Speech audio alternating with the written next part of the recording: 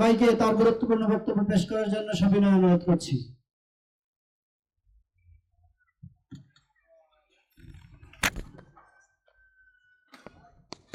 আসসালামু আলাইকুম রহমতুল্লাহি ওয়া বারাকাতুহু। খলাকাল ইনসানা আল্লামাহুল বায়ান আল আয়া। শহীদ কাফেলা প্রাণপ্রিয় সংগঠন, গণমানুষের সংগঠন বাংলাদেশ জামায়াত ইসলামী কর্তৃক আয়োজিত আন্তর্জাতিক মাতৃভাষা দিবস উপলক্ষে আলোচনা সভায় প্রধান মেহমান হিসেবে উপস্থিত ছিলেন জনাব হাসান মাহবুব মাস্টার ভাই। এই পর্যায়ে প্রধান আলোচক হিসেবে উপস্থিত আছেন ধামসোনা ইউনিয়নের গণমানুষের নেতা, বাংলাদেশ জামায়াত ইসলামী কর্তৃক মনোনীত আগামী নির্বাচনে ধামসোনা ইউনিয়ন পরিষদের চেয়ারম্যান পদপ্রার্থী অত্র এলাকার সুযোগ্য শিক্ষিত জননেতা জনাব অধ্যক্ষ বশির আহমেদ ভাই। আজকে এই প্রোগ্রামের পক্ষ থেকে ভাইকে আন্তরিক অভিনন্দন জানাচ্ছি। উপস্থিত আছেন ইয়ারপুর ইউনিয়ন থেকে বাংলাদেশ জামায়াত ইসলামী মনোনীত আগামী ইউনিয়ন পরিষদের জন্য মনোনীত প্রার্থী জননেতা জনাব আবুল হোসেন মীর ভাই। সম্মানিত ভাইরা, আমরা এই দুজনের কথা কি শুনতে চাই? আমরা কি এই দুজনের কথা শ্রদ্ধা ভরে শুনবো? আমার পক্ষ থেকে আপনাদের জন্য অনুরোধ হচ্ছে, আগামী আধা ঘন্টার ভিতরে আমরা প্রোগ্রাম শেষ করব, কিন্তু একজন ব্যক্তি আমরা এই মঞ্চ থেকে আমাদের চেয়ার থেকে উঠবো না, করা যাবে না।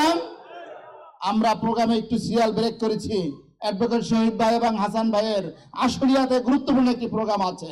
আজকে শহীদ ভাই এবং হাসান ভাইয়ের ছয়টা প্রোগ্রাম আছে।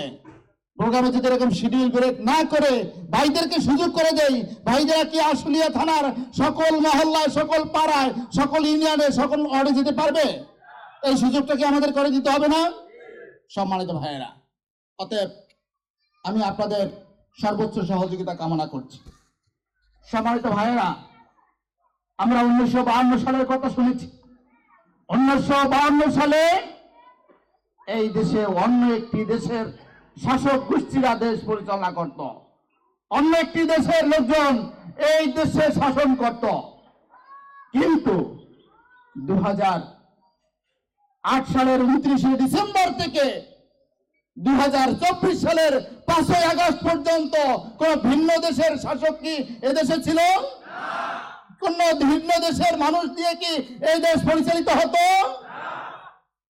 পাকিস্তানিরা যদি আমাদের মুখের ভাষা কেড়ে নিয়ে যায়, পাকিস্তানিরা যদি আমাদের মুখের ভাষা কেড়ে নেওয়ার কারণে আমাদের রফিক, শফিক, জব্বার ভাইয়েরা যদি জীবন বিলিয়ে দেয় শুধুমাত্র মুখের ভাষা কেড়ে নেওয়ার অপরাধে, শুধুমাত্র মুখের ভাষার অধিকার নিয়ে দেওয়ার জন্য, কিন্তু এই দেশের এই বিগত ফ্যাসিস্ট সরকার, বিগত ফ্যাসিস্ট আমাদেরকে